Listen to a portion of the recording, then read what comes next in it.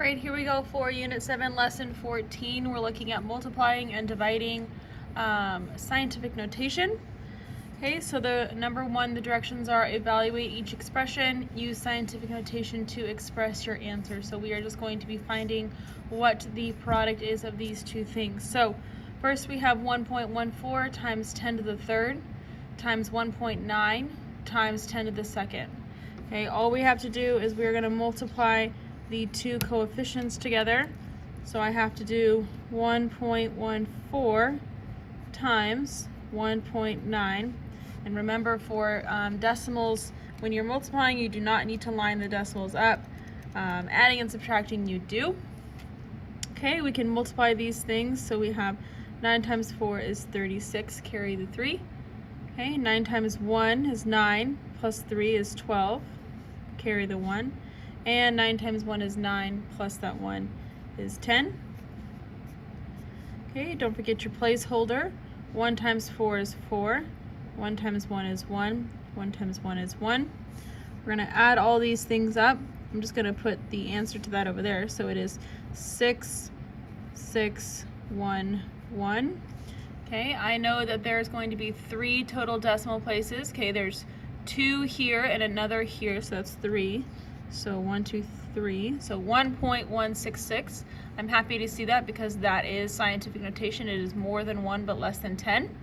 Okay, and then all I have to do is 10 to the third times 10 squared. And I just need to add those exponents together, so it would be 10 to the fifth. So my final answer is 1.166 times 10 to the fifth. Okay. B, we are still multiplying between these two things, so I'm going to take the coefficients and I can just multiply them together. 4.5 times 6. 6 times 5 is 30, carry the 3. 6 times 4 is 24, plus 7, or plus 4 is 27. There's only going to be one decimal place because of that one right there, so it's 27. Okay, I'm already noticing that is bigger than 10, so I'm going to eventually have to convert that into scientific notation, but I'm going to leave it as is right now. And then I have 10 to the negative second times 10 to the seventh. If I add negative 2 plus 7, I will get 10 to the fifth, so it'll be 10 to the fifth here. Now, like I said, 27 is bigger than 10, so I need to move the decimal 1 to the left. That will make the value of that number decrease by 1, which means that exponent needs to increase by 1. Always the opposites on either side. So 2.7 times 10 to the sixth. Okay, here we have some division. And same process except we're dividing. So we're going to do 3.8 divided by 2.2. Okay. Can't divide when there's decimals on the outside, so if I just shift the decimal over for both numbers, that will be easier for me to do. So I'm going to just do 22 and 38. Okay, again, I just moved the decimal on both the outside number and the inside, so there's no more decimal. They're both down at the end. 22 can go into 38 once. Okay, you'll get 16. You can add a 0 behind the decimal. That doesn't change the value. It's still 38, but it does help us continue. Okay, you can, let's see how many times. 22 can go into 160. Let's see, let's check 8 times. I believe that's going to be the closest. So 16, that's 17, 176. Okay, so no, not 8 times, so it has to be 7 times. Okay, and we'll figure out what is 22 times 7. So that'll be 14. Okay, that will be 14, 15, 154. Okay, so it's be 154 down here. Okay, there will be, it looks like there'll be, add another 0, bring down another 0, so 60. Okay, so 22, how many times can 22 go into 60? Well, it's going to go 22, 42, or 44, 66. So that's going to just be 2 times. Okay, that's going to give us 44. Okay, and what's going to end up happening is you are continuously going to get 7, 2, 7, 2, 7, 2. So let me show you. If we did 3.8 divided by 2.2, okay, you're just going to keep on getting 7, 2, 7, 2, 7, 2, 7, 2. So we are just going to stop there. Okay, so we're going to just write it as 1.72 with the bar on top to show that it's repeating. Okay, and then we just need to do 2 minus -1 because they're being divided. I can subtract their exponents. Minus negative, both of them can turn into positives. That will be an exponent of 3. And that is in scientific notation, so that is our answer. Okay, here we're back to multiplying, so we'll do 3.2 times the other coefficient, which is 7. Okay, we'll get 22.4. Okay, that is not in scientific notation, so I'm kind of just making a mental note that I will have to change that. But right now, let's figure out the exponent. So 10 to the 5th times 10 to the -4th. If I add these two things together, okay, that's just going to give me an exponent of 1. So it'll be times 10 to the +1.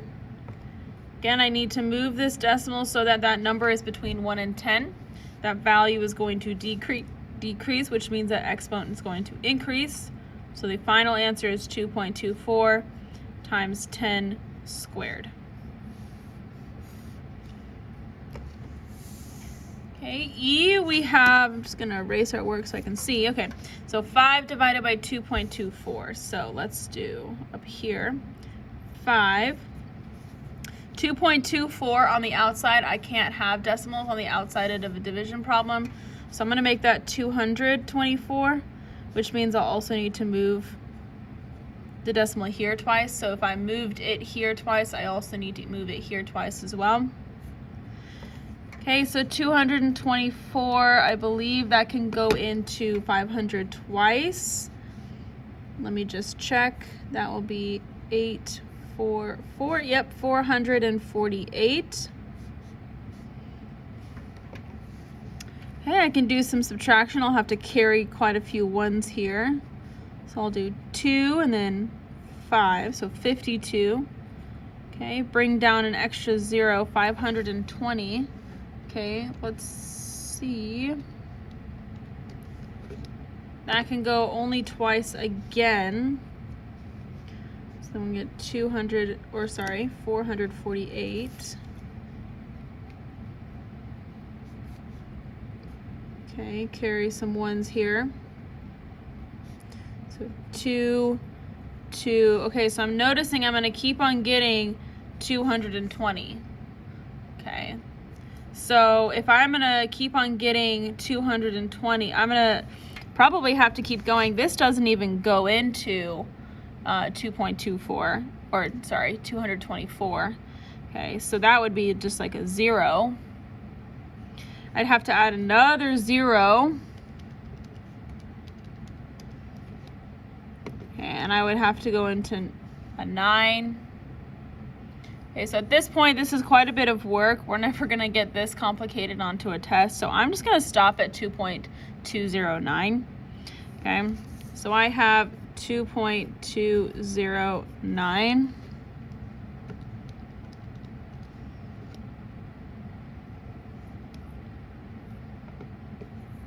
Give me 1 second.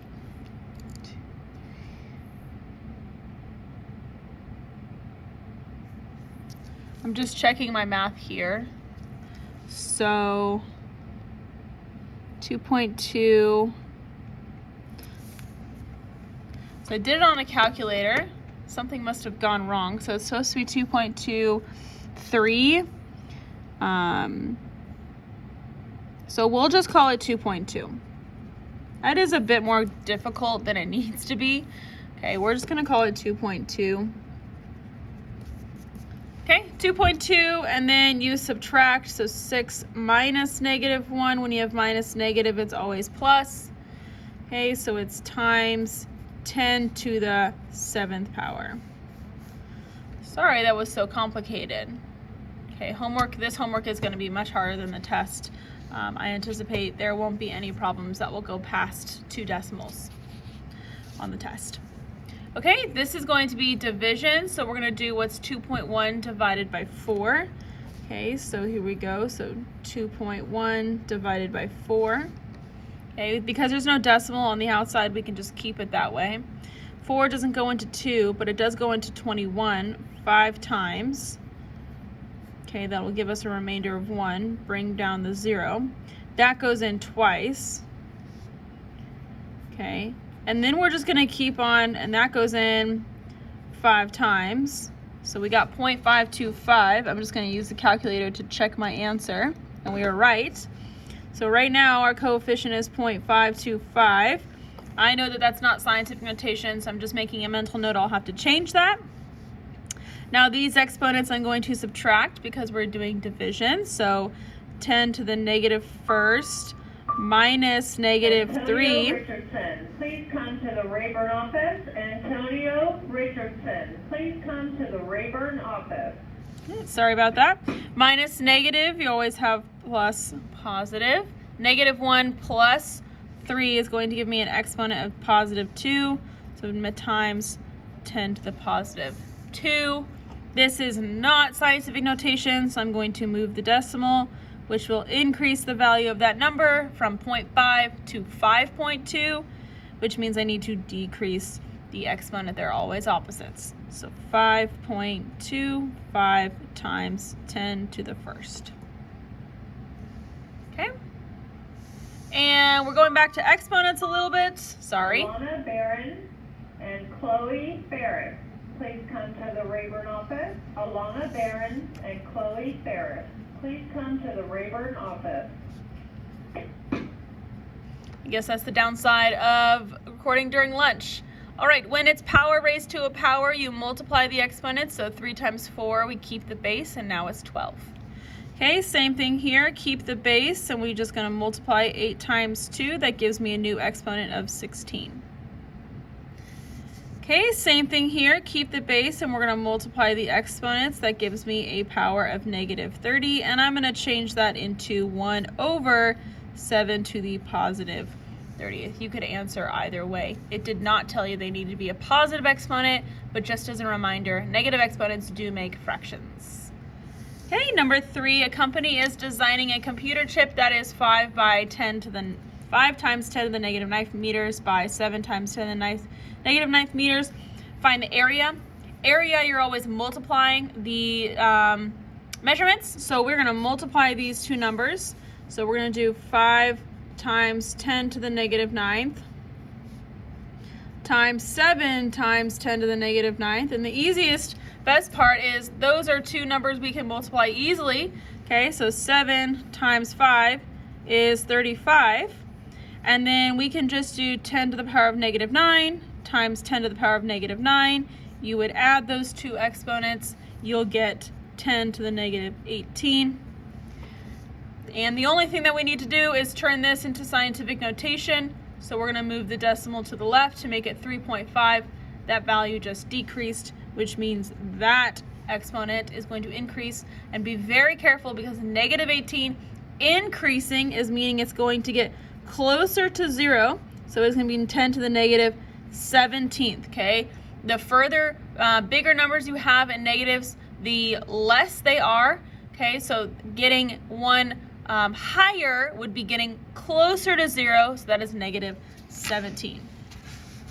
Very last one, the population of crowded town is 4 times 10 to the 6th, and the population of empty village is 8 times 10 to the 3rd. How many times the population of empty village is crowded town? We're just making a ratio out of these two. We're going to divide, so we're going to do 4 times 10 to the 6th divided by 8 times 10 to the 3rd. Okay, 4 divided by 8, 4 divided by 8, that will give me 0.5. That's 1/2. Okay, and then I'm going to subtract 6 minus 3, can subtract their exponents. I will get 10 to the 3rd. The only thing is I need to change this to scientific notation. Okay, move it over. That makes the value go from 0.5 to 5, which is up. which means this goes down. It is 5 times 10 squared. Okay. All right. Sorry for the mix-up on these right here, but it's fine if you just did 2.2. Okay, that's all I'm going to be looking for, and that is lesson 14.